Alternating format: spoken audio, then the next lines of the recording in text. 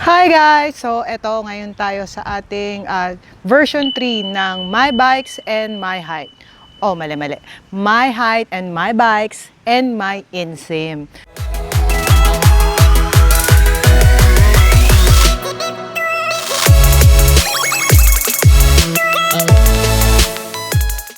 So again, this is my version 3. Lalagay ko sa description yung dalawang links para sa version 1 and version 2. Way back 2021, if I'm not mistaken, for the version 1 and way back 2023 for the version 2. So, may mga motor kayong makikita doon na wala na ngayon.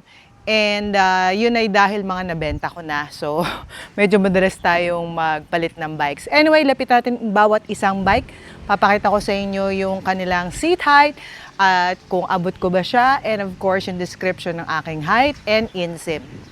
Okay mga kataki, so meron tayong siyam na bike sa harap natin. Bale, 6 na big bike and 3 low CC. And iisa-isahin natin siya, uupuan din natin siya para pakita ko sa inyo kung abot ko ba siya or kung gaano kaabot yung motor. And some details about the bike as well. So, unang-unang bike dito is the Ducati Multistrada V4S. This one, I got this way back 2022 pa. So, magpo 4 years na siya sa akin sa August. Tapos, ang sumunod is the Ducati Street Fighter V4S. Actually, magkasunod nga ba? No.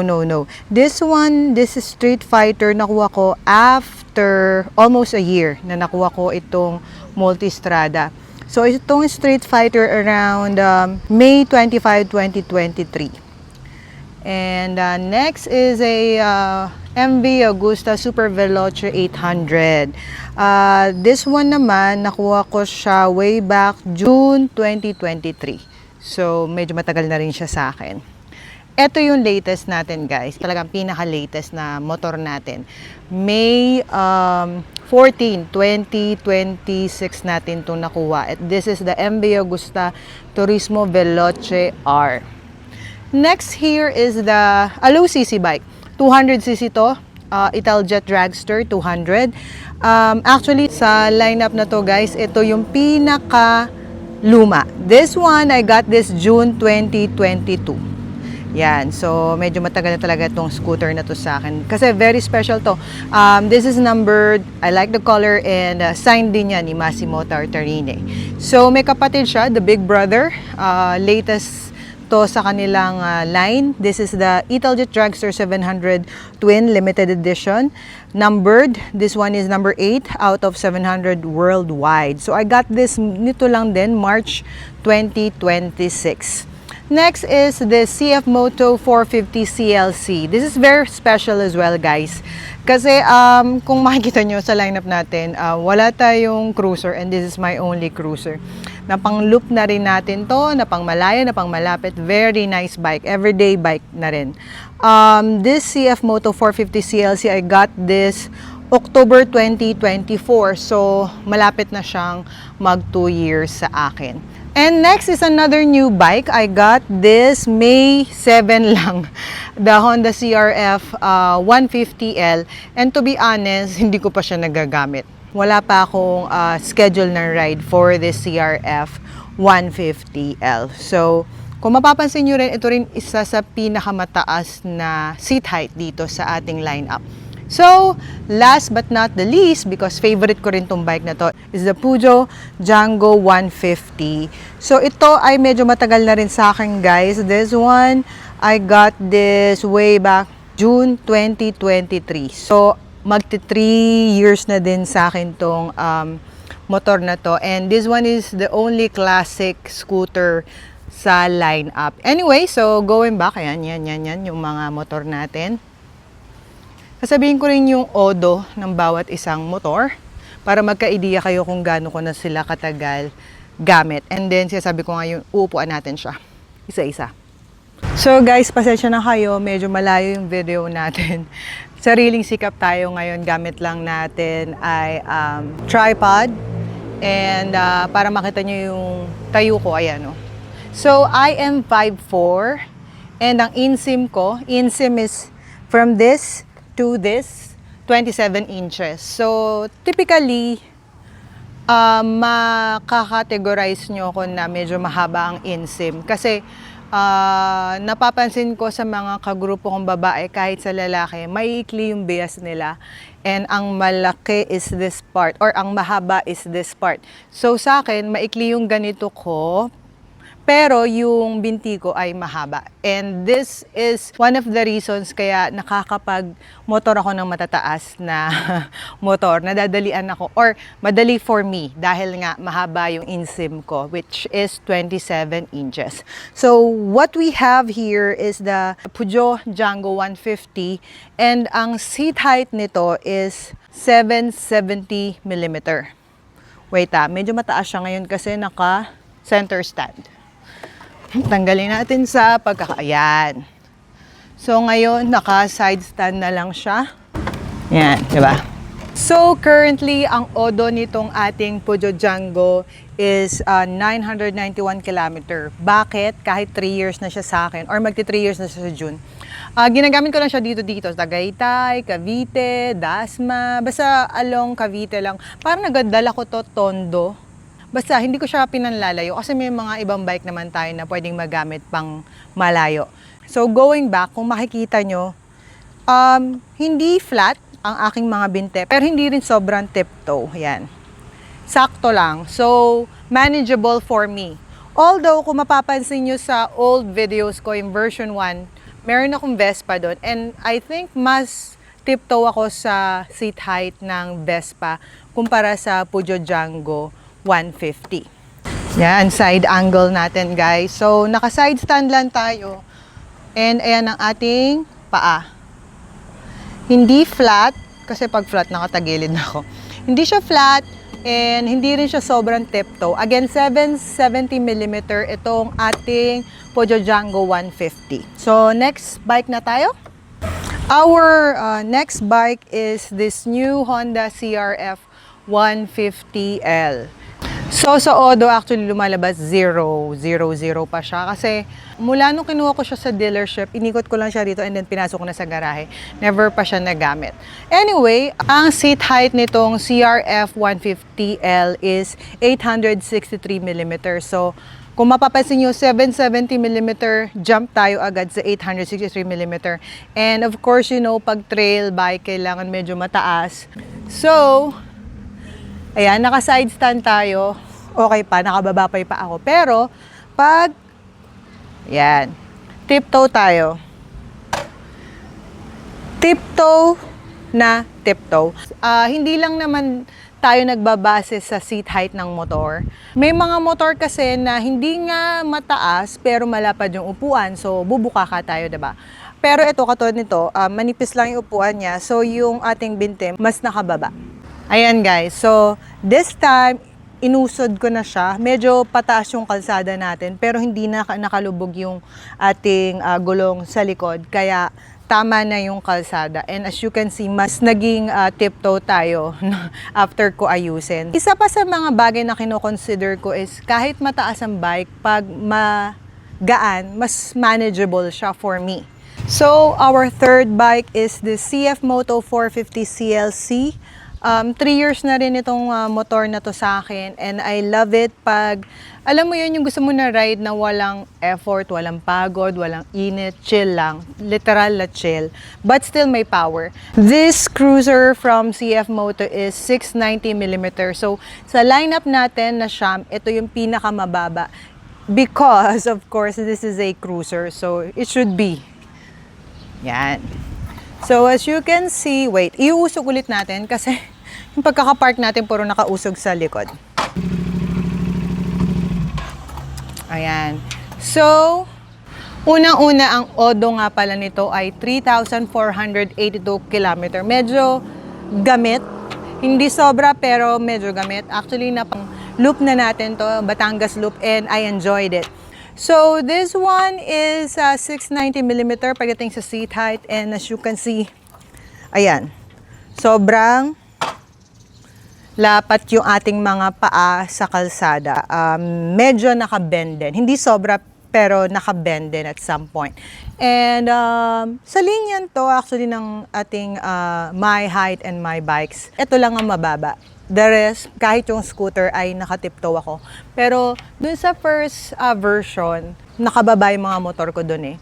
Medyo nagsisimula pa lang kasi tayong mag-big bike. So medyo hindi pa tayo confident sa matataas na motor. Pero after years na nagmo-motor tayo, with all the trainings and all the rides, sobrang confident ako kahit mga 1 foot down na bike, walang problema sa akin. So next bike tayo. Okay, so ang ating fourth bike is an Italjet Dragster 700 Twin, limited edition. Again, limited to dahil numbered. So medyo bago lang din sa atin to. March natin to nakuha, March 3, 2026. April, May. So 2 months pa lang. But still, medyo gamit na natin to. Ang odo nito is 1,800 na. If you want to see my quick review, meron tayong video dyan lang sa listahan ng mga videos natin. Ang kanyang seat height is 815 mm. And papakita ko sa inyo kung gaano ko siya kaabot. Ayan, tiptoe tayo. 815 siya. And kung mapapansin nyo, going back, 863 yung CRF. Pero parang same sila ng pagka-tiptoe. Yun ay dahil makita yung upuan ng CRF 150L. This one, malapad yung upuan. So, medyo nadidistribute lalo yung binti natin bago makababa sa kalsada. So again, this is the Italjet Dragster 700 Twin Limited Edition. Ang kanyang seat height is 815 mm at medyo tiptoe tayo. On our fifth bike, guys, we have another scooter. This one is the Italjet Dragster 200cc. This one is limited edition as well kasi numbered to. This one is 249 out of 499 na ginawa way back 2023. So again, nasabi ko at start ng ating video na this one is one of my oldest bike for now. Dahil nga nakuha ko siya, nakuha ko siya June 2022. So magko 4 years na siya sa atin. Ang odo nito is 1,700 pa lang. Dahil nga katulad nung Pujo Django ko, dito ko lang siya ginagamit sa Cavite. Luluwas man, malapit lang naman kami. So, Tagaytay, yan, ganyan mga biyahe lang. So, hindi ko siya talaga pinanlalayo. One common thing about this and the Pujo Django 150 is the seat height. Parehas silang 770 mm. Pero dito, kung mapapansin nyo, naka-flat ang ating mga paa. Yun ay dahil mas makitid yung upuan niya kumpara sa Django 150. As I've said earlier, isa yun sa mga factor sa seat height. Hindi dahil sa sukat lang, kasama yung mismong upuan. Still, dahil maliliit naman silang motor, manageable lang naman silang gamitin. So, this one is a special bike because this is our latest bike and I have so many plans with this bike. This is the MV Agusta Turismo Veloce R. As I've said sa ating vlog with this bike, dream bike ko to for so many years and now I have it. I just got this last week. 1 week pa lang siya sa atin. And tingnan natin ang odo. Ang kanyang odo for now is 474 km pa lang. This MV Agusta Turismo Veloce R has a 850 mm seat height. Ayan. Wait. Iusog natin.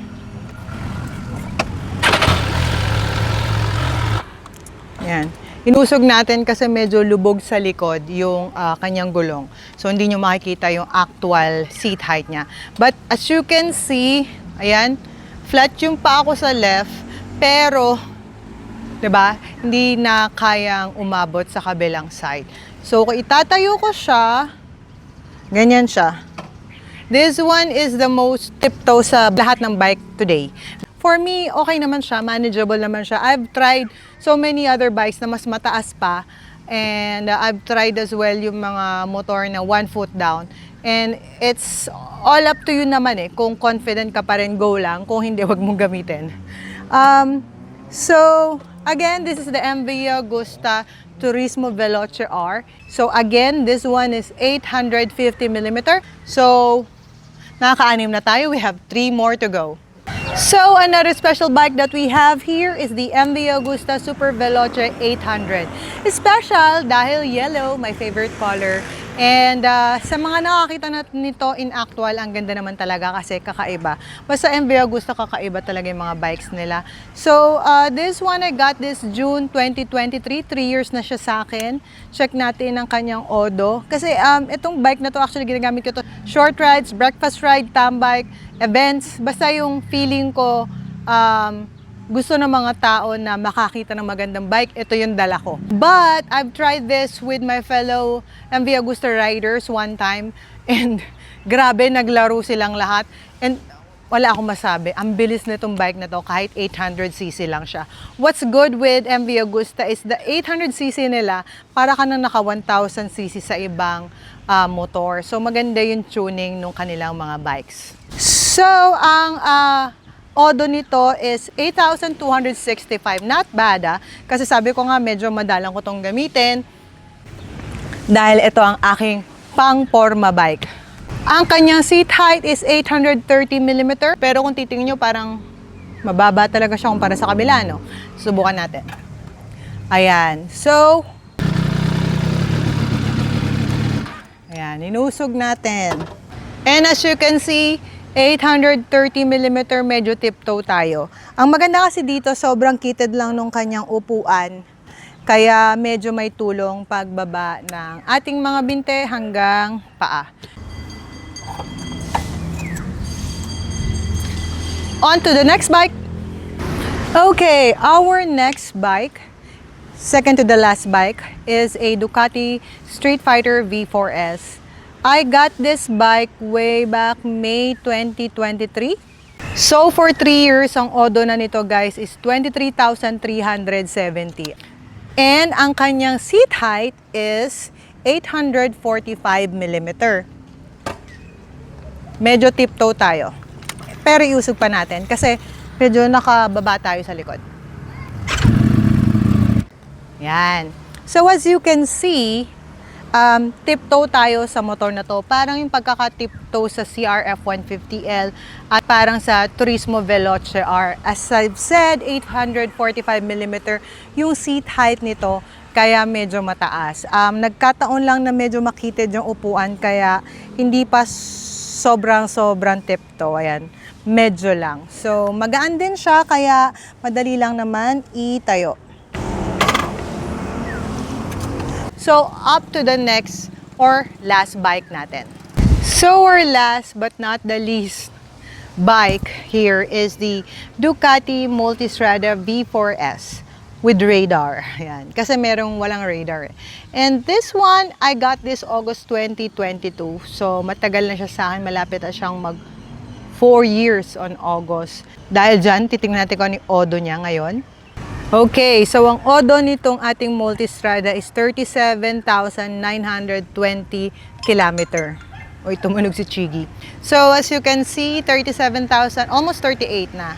And yung seat height nito, although 840mm siya, yung mismong bike, medyo madaling itayo kumpara sa ibang malalaking bike. Kaya hindi siya masyadong mahirap gamitin. Kahit mag-isa ako, wala akong problema. So, sakyan na natin, 840mm. Ayan. Sa unang tayo, of course, lalo kung hindi, nakikita nyo pa ba ako? Medyo mababa kasi yung upuan nito. Isa sa mga disadvantage for me yun actually. Ang nangyayari is, abot ko siya, as you can see, hindi siya sobrang tiptoe, and magaan yung bike, pero dahil sobrang lubog ako, lalo pag traffic, ang init, walang hangin. Natatakpan ako nung harap. So, madalas tumatayo ako sa motor na to pag umaandar kasi para mahanginan ako. 840mm in seat height, but so far, okay naman siya for me. Hindi siya sobrang taas for me. So, again, yun ang ating 9 bikes. Wait, alis ako dito. So, again, ito yung ating lineup. My height, 5'4", insim ko 27 inches, and my 9 bikes for now, May 2026. Again, this is my third version of My Height and My Bikes. Ilalagay ko yung links nung dalawang version, the first and the second, sa description para kung gusto nyong balikan yung mga bikes natin before dahil karamihan doon wala na ngayon. And just a quick recap. My height again is 5'4", my inseam is 27 inches. The first bike on my right is a Peugeot Django 150. Meron siyang 770mm in seat height. Next one is the Honda CRF 150L. Ang kanyang seat height is 863mm. The next one is a CF Moto 450 CLC. Ang kanyang seat height is 790mm. Next one is an Italjet Dragster 700 Twin. Ang kanyang seat height is 815mm. Ang kanyang kapatid na 200cc, the Italjet Dragster 200 is 770mm, katulad nung Peugeot Django natin. And this one, our latest bike is the MV Agusta Turismo Veloce R. Ang kanyang seat height is 850mm. Second to the highest pagdating sa CRF 150L.